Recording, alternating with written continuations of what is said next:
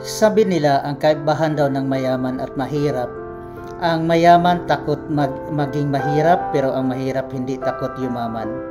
Pero may sinasabi ang Proverbs chapter 13 verse 7 na ang ang mayaman, they pretend to be rich while the rich pretend to be poor. Kasi kung alam naman nilang may pera ka, uutangan ka lang ng uutangan. Mabuti sana kung nagbabayad, aabusuhin ka lang, magaling magmakaawa, pero pagdating na sa singilan, sila pa yung galit. Ikaw pa ang mag-adjust sa kanila.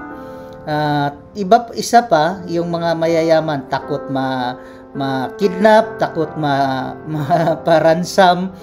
Pero ang mahirap, hindi kailangan matakot na i-kidnap. Alam naman ng kidnapper na wala kang pantubos at wala kang pera. So walang saysay na kikidnapin ka pa.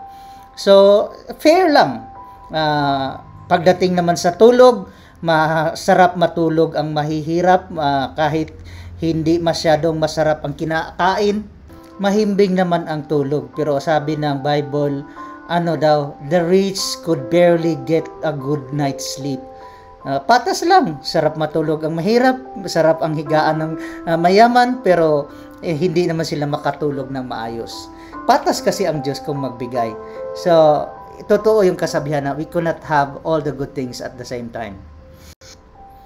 Pagdating naman sa kapayapaan, payapang-payapa ang mahirap, wala silang dapat ikakatakot, pero ang mayayaman hindi mapakali, takot manakawan, takot ma-hold up. Kaya pantay lang, patas kung magbigay ang Diyos. Pagdating naman sa kaligayahan, ang mga mahihirap, madali mong pasiyahin, mababaw ang kaligayahan. Maraming mayayaman, kahit sa kabila ng kanilang yaman na taglay, hindi pa rin sila makontento. Ang kanilang pinoproblema, paano kumita, paano maging mayaman pa, lalo pang yumaman. Kaya ito yung dahilan kung bakit may mga kurap na kahit mayaman na nangungurap pa. Kasi hindi sila makontento, walang satisfaction, walang contentment.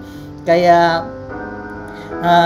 hindi lumalaban ng patas, nangungurakot. Yung mahirap, madaling magbigay pati ang mahirap, kasi naintindihan nila gaano kahirap yung walang-wala ka. Pero ang mayayaman, hindi kanila maintindihan kasi hindi sila dumanas ng hirap. Ang ibig kasing sabihin ng understand is you stand under. So ang mahirap, they don't stand under the situation of the poor, so they don't understand you. They could not be bothered to give. Thanks for watching, guys. Please share or follow for more.